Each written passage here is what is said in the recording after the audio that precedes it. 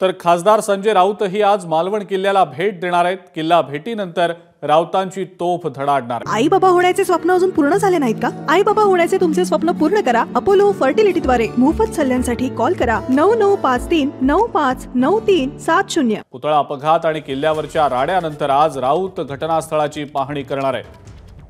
त्यामुळे आज देखील मालवणमधल्या या किल्ल्याच्या घटनास्थळाची अनेक राजकीय नेते पाहणी करतायत। उपमुख्यमंत्री अजित पवारांनंतर आता संजय राऊत देखील घटनास्थळाची पाहणी करणार आहेत।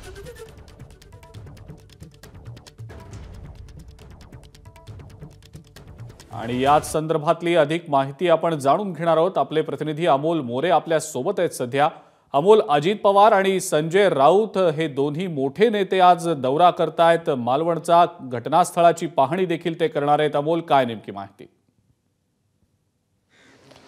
अजिंक्य, नक्कीच हे दौरे तर महत्त्वाचे आहेतच, कारण की दोन्ही नेते म्हणजे अर्थात उपमुख्यमंत्री अजित पवार यांचा देखील दौरा आहे, खासदार संजय राऊत यांचा देखील दौरा आहे। पण तत्पूर्वी एक महत्त्वाची डेव्हलपमेंटच म्हणावी लागेल, कारण की पुतळा अपघातानंतर स्ट्रक्चरल कन्सल्टंट चेतन पाटील याला झालेली अरेस्ट ही साधारण महत्त्वाची घडामोड किंवा घटना म्हणावी लागेल। मध्यरात्री पोलिसांनी ही कारवाई केलेली आहे कोल्हापूरमध्ये। अर्थात त्या दिवसानंतर चेतन पाटील जे होते त्यांचा फोन नॉट रिचेबल झाला होता, काही वेळ ते फक्त संपर्कामध्ये होते, त्यानंतर मात्र त्यांचा कॉन्टॅक्ट होत नव्हता आणि त्यामुळे जे दोन गुन्हे दाखल झाले, ज्या दोन व्यक्तींविरोधात गुन्हे दाखल झालेले आहेत, त्यानंतरची एक महत्त्वाची ही अरेस्ट म्हणावी लागेल। अर्थातच अशा ह्या सगळ्या घडामोडी घडल्यानंतर आता अजित पवार जे आहेत ते या किल्ल्यावरती येणार आहेत, पाहणी करणार आहेत। अगदी पुढच्या थोड्याच वेळात म्हणजे साधारणपणे 7:30 वाजेपर्यंत अर्ध्या तासामध्ये ते या ठिकाणी येतील, पाहणी करतील।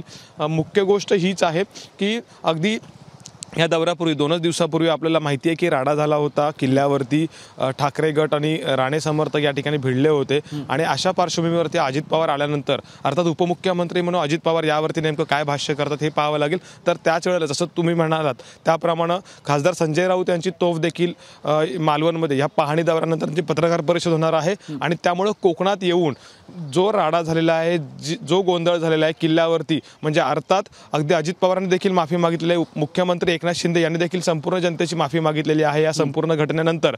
पण त्यानंतर देखील आता संजय राऊत यांच्याकडून वारंवार होत असलेली टीका, त्यांनी सरकारला केलेले लक्ष, पण असं असलं तरी ज्या ठिकाणी घटना घडल्या त्या कोकणात येऊन किंवा ज्या ठिकाणी हे राडे झाले त्या कोकणात येऊन संजय राऊत नेमकं काय बोलतात, कशा पद्धतीनं विरोधकांना लक्ष करतात हे देखील पाहावं लागेल। आणि याची उत्सुकता सध्या कोकणात म्हणजे अर्थात काल दुपारनंतर जसं कळलं की संजय राऊत येत आहेत, त्यानंतर याची एक चर्चा जी आहे ते कोकणातल्या काही नाक्यावरती आपल्याला पाहायला मिळाली। त्यामुळं आजचा दिवस जर म्हटलं तर दौऱ्यांच्या दृष्टीनं आणि चेतन पाटील यांना झालेली अटक या अर्थानं महत्त्वाची आहे आणि यातल्या पुढच्या घडामोडी पाहणं किंवा त्याकडे सर्वांचं लक्ष असेल। अजिंक्य, ठीक आहे अमोल, धन्यवाद, सविस्तर माहिती दिली त्याबद्दल। या संदर्भातले अपडेट्स तुमच्याकडनं घेतच राहू।